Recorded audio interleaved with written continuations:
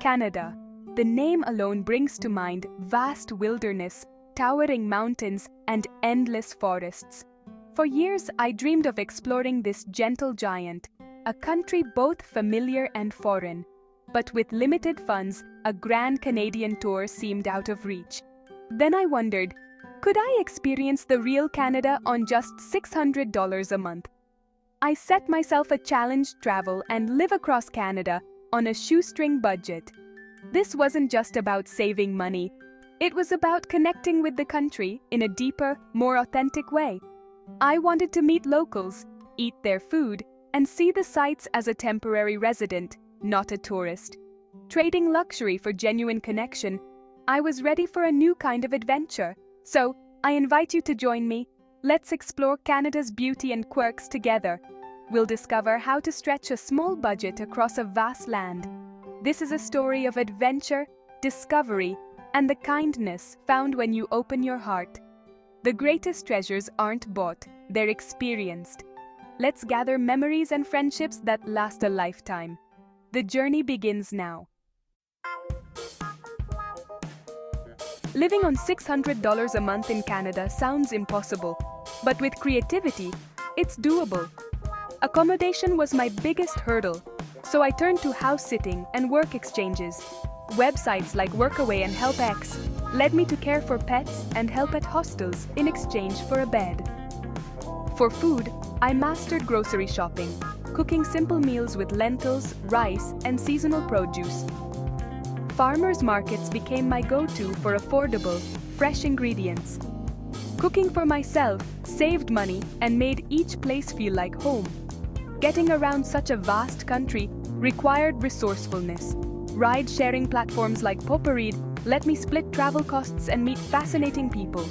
For local trips, I relied on a second-hand bike and my own 2 feet.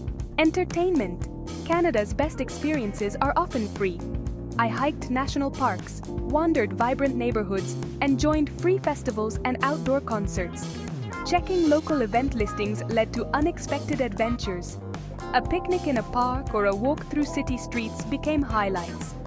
My journey proved that a rich life doesn't require a rich wallet. Every dollar counted, and every experience was priceless. One of my biggest surprises in Canada was the people, especially the women. Canadian women radiate a quiet confidence and authenticity, shaped by a mosaic of cultures. Their style is practical and relaxed. Jeans, sweaters, always ready for adventure. I admired their blend of elegance and ruggedness, a reflection of the country itself. Conversations were thoughtful and engaging, from politics to art to the joys of daily life. There's a genuine curiosity and openness to new perspectives. Their kindness stood out. A woman at a farmer's market gave me extra apples. Another on a trail shared her water and favorite spots. I always felt welcomed, even as a stranger on a budget. True beauty, I learned, is about character and how you treat others. Canadian women taught me that grace is about making others feel valued.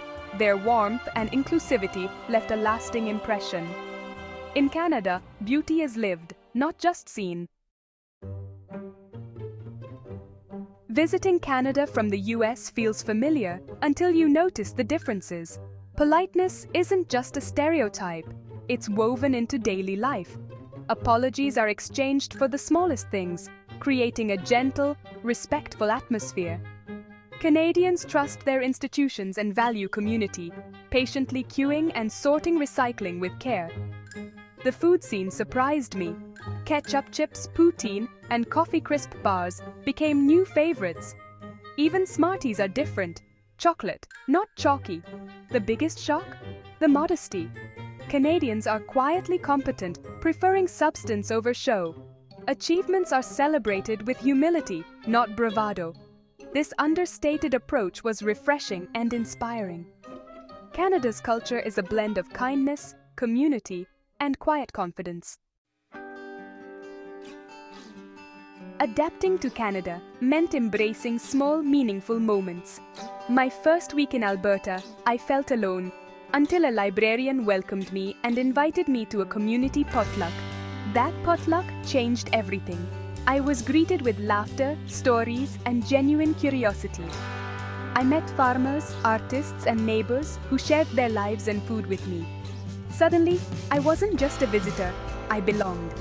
There were challenges too, like navigating Montreal's transit with little French. A kind stranger switched to English and guided me to the right bus, turning panic into gratitude. These acts of kindness taught me vulnerability is okay, and people are often eager to help. Each interaction chipped away at my assumptions and opened my heart. Connection isn't about shared backgrounds, it's about openness and listening. From a librarian's smile to a shared ride, every moment was a lesson in humanity. I came for the landscapes, but found the true beauty in people. Canada's greatest gift was its kindness. I found belonging in the most unexpected places.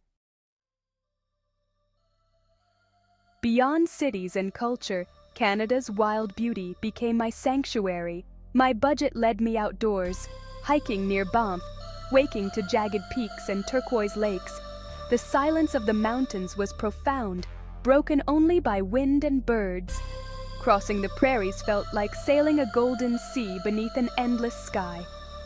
At night, far from city lights, the stars were a dazzling, humbling spectacle. My favorite memory, witnessing the aurora borealis in northern Ontario, colors dancing across the sky. Moments like these were pure magic, gifts from nature. Nature offered peace and perspective, soothing my worries and grounding me. Whenever I felt lost, a walk by a river or a hike up a hill brought clarity. The wilderness taught me the value of stillness and observation. There's a world of wonder beyond our busy lives, always waiting to be noticed. This connection to nature became the heart of my Canadian story. The land itself was my greatest teacher. My Canadian adventure was more than a budget challenge. It was a journey of self-discovery. Living simply forced me to rely on resourcefulness and the kindness of strangers. I learned that a tight budget can enrich your experience, pushing you to connect and find joy in simple things. Everywhere I went, I found good people willing to share stories, meals, and friendship. These connections reminded me of our shared humanity.